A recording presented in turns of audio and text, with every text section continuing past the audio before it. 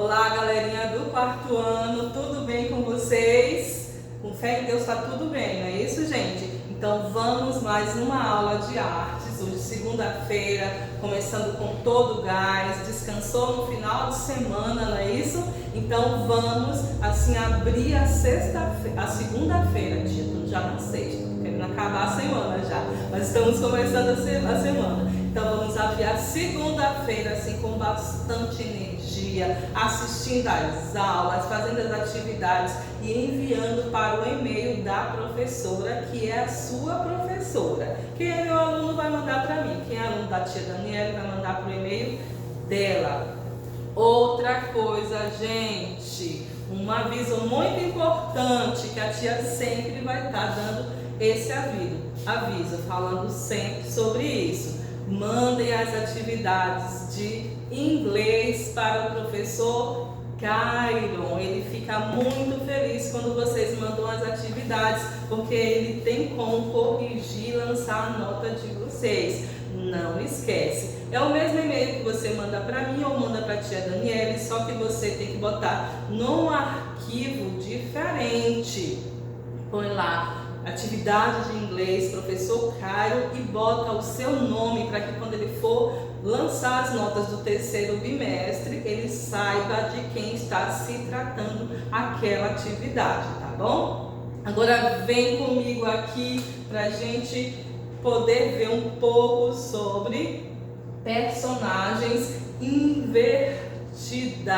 Olha só que legal! Na aula passada vocês fizeram uma atividade que envolvia dança, que envolvia movimento. A tia Leia até dançou um pouquinho, meio tímida aqui, mas dancei um pouquinho. Então, para iniciar essa aula, eu vou fazer a correção, ou seja, vou socializar com vocês as questões 1 e 2 da página 80. Então, corre lá, pega o seu livro, abre na página 80 e vamos fazer a correção junto comigo? Pausa o vídeo então.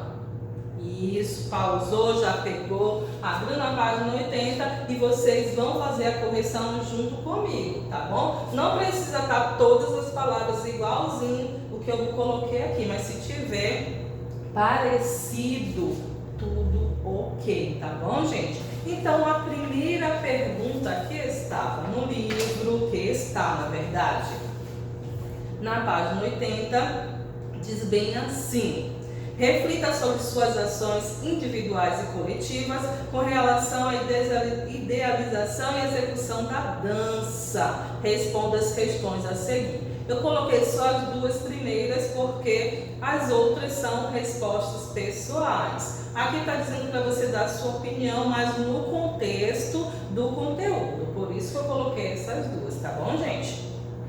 Primeira questão. Em sua opinião, qual a diferença entre os movimentos cotidianos, aqueles movimentos que nós fazemos diariamente, como andar, como movimentar as mãos, os braços, e os movimentos da dança? Qual a diferença entre esses movimentos? Então, eu coloquei aqui na resposta: o que faz tais movimentos se constituírem em dança é a nossa intenção ao gerar e sequenciar os movimentos. Então, quando a gente vai dançar, a gente cria uma coreografia, coisa que nós não fazemos no nosso cotidiano, porque os movimentos são voluntários aqui. Quando você está gesticulando, você não precisa criar uma coreografia, sai naturalmente. Mas quando a gente quer dançar, a gente cria uma coreografia na cabeça da gente e executa os movimentos. Vamos para a segunda questão. Você acha que enquanto dançava estava representando uma personagem? Pense aí. Quando você estava dançando aquela dança indígena, você teve que se vestir de personagem imaginariamente, não precisa se vestir de indígena não. Você pensou nos movimentos de um indígena para você poder fazer essa personagem, ou você não criou personagem nenhuma? Então, gente, sim, se a gente está dançando uma dança indígena, a gente tem que vestir uma personagem. Sim, e por quê? Porque estava representando a situação de alguém da comunidade indígena. Tá ok? As outras questões são respostas pessoais e eu acredito que vocês já tenham feito. Então, a questão 1 e 2, se vocês quiserem parar o vídeo, pausar o vídeo e fazer de acordo com o que eu fiz, tudo bem, viu, gente? Agora vamos para nosso conteúdo propriamente dito, que são das personagens invertidas. Vocês vão pegar o livro de vocês, abrir na página 81, que temos aí o nosso conteúdo. Eu já socializei com vocês as questões da aula passada e agora vamos às nossas personagens invertidas. Está dizendo aqui no livro, na página 81, que no teatro chamamos de personagem o que ou quem está sendo representado com comportamentos e ações específicas no desenrolar da história. Então, quem é que encarna essa personagem? São os atores. Então, eles criam movimentos, eles fazem ações que representam as personagens que eles estão ali encenando. Uma personagem pode ser uma pessoa ou um ser da natureza. Mas como assim ser da natureza? Quando tem as animações, os seres da natureza não tomam forma e são personagens, então é disso que nós estamos falando. Quando um bailarino desenvolve uma coreografia com um enredo específico, também está representando uma personagem. Vocês sabiam disso? Tem vários movimentos, né, de dança que esses bailarinos têm que encarnar uma personagem, porque tem uma história para contar, ou seja, um enredo. Então, na dança também se tem personagem. Você fez isso quando você dançou a dança indígena, não é isso, gente? Então, vocês tiveram que vestir a personagem e fazer os movimentos de dança. Na execução da coreografia realizada na aula anterior, você, como eu falei anteriormente, representou a personagem indígena, não foi isso? Então, você também foi um ator quando você vestiu essa personagem, quando você representou essa personagem indígena.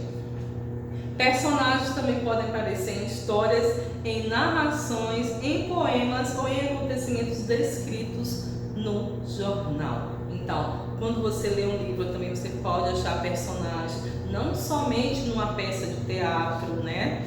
Você vê personagens nas novelas, em filmes, enfim, em narrações, em várias coisas que vocês podem ler, vocês podem assistir. Então, todas essas coisas que eu citei para vocês aqui têm personagens. Temos aí também uma biografia, uma pequena biografia que a gente chama de Retrato do Artista, de Joan Miró. Nasceu em Barcelona, na Espanha, em 1893 e morreu em 1983. Desde os 7 anos desenhava paisagens e retratos. Aos 14 anos ingressou na Escola de Belas Artes. Aqui é só um breve apanhado sobre a vida de Joan Miró. Mas o que eu quero que vocês percebam com isso? Por que você está falando, tia, desse homem, um pouco dessa biografia? Porque ele é o artista que fez essa obra de arte, esse desenho que se chama Personagens Invertidos, tá bom? Por isso que a gente viu um pouquinho sobre esse retrato desse artista, ou seja, a biografia dele. Então, agora eu convido vocês para nós analisarmos essa obra de arte do Joan Miró. Vocês vão ver cada ponto, cada detalhe, porque a partir dessa análise, dessa figura que tem aqui, dessas personagens invertidas, é que vocês vão ter que fazer a atividade de casa. Então, prestem bem atenção, tá certo? Então, vamos lá. Então, gente, para vocês responderem a atividade de casa, vocês vão ter que analisar essa moldura aqui, esse desenho, para vocês poderem fazer direitinho. Então, vamos analisar ponto a ponto. Vocês estão vendo aqui que é uma figura invertida. Essa imagem vocês também têm no livro de vocês de artes. Então, vamos lá analisar todos os detalhes dessa imagem para que vocês possam fazer a atividade de maneira assertiva. Então, vamos primeiro a esses pontinhos que vocês estão vendo aqui em preto. Para que servem esses pontos aqui? Esses pontos são principal na imagem, porque a partir desse ponto você vai fazendo todas as linhas que formam a imagem que aqui está representada. Então, o ponto é muito importante, é um elemento básico para o desenho, pois ele une várias formas, né? Temos a linha curva aqui, né, que forma todo o desenho. Vamos lá, as formas que nós vemos aqui nesse desenho. Que forma vocês podem identificar? Que formas geométricas nós podemos identificar nessa obra aqui? Então, gente, nós podemos identificar várias formas. Nós podemos identificar o círculo, que aqui está representado como a cabeça dos bonecos, o sol. Também podemos identificar os triângulos. Tá vendo aqui? Tem um triângulo aqui, tem outro triângulo grande aqui e vários outros triângulos. Também podemos identificar os quadrados. E também podemos identificar, além dos elementos geométricos, nós podemos identificar as linhas também. Temos linhas curvas, né, que formam aqui a maior parte do desenho, os pezinhos, tá vendo aqui? Outro pezinho aqui também faz uma linha curva. Até mesmo na hora de formar o círculo, nós vamos fazendo uma linha curva fechada. E temos as linhas curvas abertas. Podemos também identificar aqui até no próprio cabelo das personagens que temos linhas curvas. Então, vocês podem observar aqui várias linhas curvas abertas, ou seja, não se une, e várias linhas curvas fechadas quando elas se unem, formando uma circunferência, ou seja, um círculo. Temos dois círculos na obra, um deles está à esquerda e o outro está abaixo, bem aqui, ó. Nós podemos identificar, temos o sol à esquerda e temos a cabecinha do boneco aqui à direita, cuja disposição deles está bem equilibrada. Vocês olhando aqui, qual a cor que mais se destaca nesse desenho aqui? Várias pessoas vão dizer que é o azul ou o vermelho, porque tem mais dessas cores aqui. Mas eu falo para vocês que é o amarelo.